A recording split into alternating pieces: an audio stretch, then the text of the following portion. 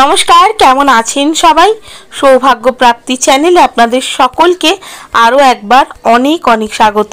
আজ আবারও চলেছি নতুন আর একটা ভিডিও নিয়ে, যেখানে আমি আপনাদেরকে জানাবো এই বছরের প্রথম পূর্ণিমাটি কবে পড়েছে এবং পৌষ পূর্ণিমায় গঙ্গা স্নানের মাহাত্ম্য কী। ভিডিওটা শুরু করব তার আগে অবশ্যই বলে রাখি বন্ধুরা, আমার চ্যানেলটিকে লাইক করবেন, ভালো লাগলে বন্ধুদের সাথে শেয়ার করবেন। এই সংক্রান্ত কোনো জিজ্ঞাসা থাকলে অবশ্যই কমেন্ট বক্সে এসে জিজ্ঞেস করতে পারেন।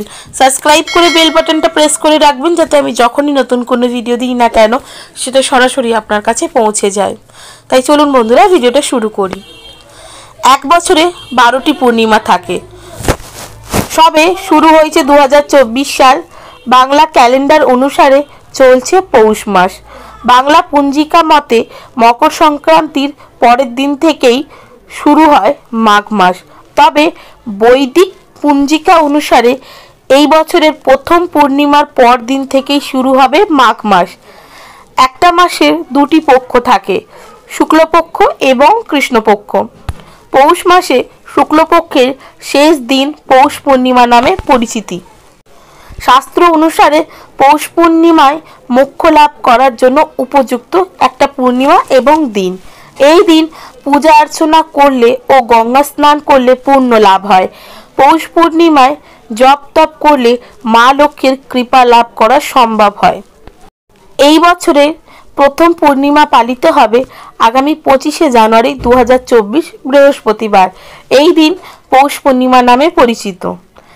এই দিনে প্রয়াগ রাজা মাঘ মেলার দ্বিতীয় শাহী স্নান হবে। পৌষ পূর্ণিমা থেকে ত্রিবেণী সঙ্গম পর্যন্ত এক মাস ধরে কল্পবাস পালন করবেন হিন্দু ধর্মাবলীরা। পঞ্জিকা অনুসারে পৌষ পূর্ণিমার তিথি পড়বে 24শে জানুয়ারি 2024 রাত 9:49। পৌষ পূর্ণিমা তিথির অবসান হবে 25শে জানুয়ারি 2024 রাত 11:23।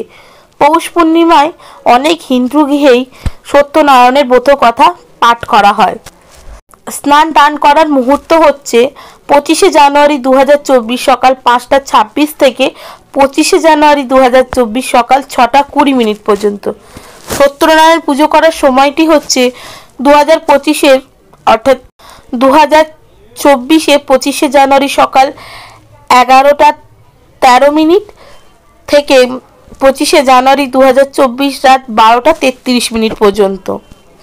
চন্দ্রোদয়ের সময় হচ্ছে 2024-এ 25শে জানুয়ারি সকাল 5:29।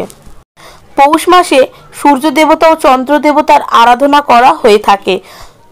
সূর্যদেব ও চন্দ্রদেবের আশীর্বাদে জীবনের পথে সকল বাধা দূর হয় এবং মনের সর্ব ইচ্ছেই পূর্ণ হয়।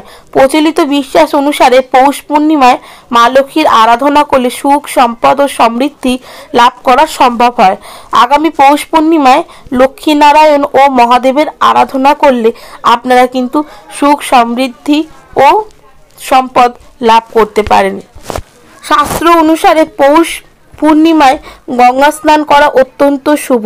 এর ফলে স্বাস্থ্য ভালো হয়, আত্মবিশ্বাস বাড়ে এবং সব বিপদের মোকাবিলা করার মতন জোরও পাওয়া যায়। তো কেমন লাগলো বন্ধুরা আমার এই ভিডিওটা অবশ্যই আমাকে কমেন্ট করে জানাবে। সুস্থ থাকবেন, ভালো থাকবেন, দেখা হবে নতুন আর একটা ভিডিওতে।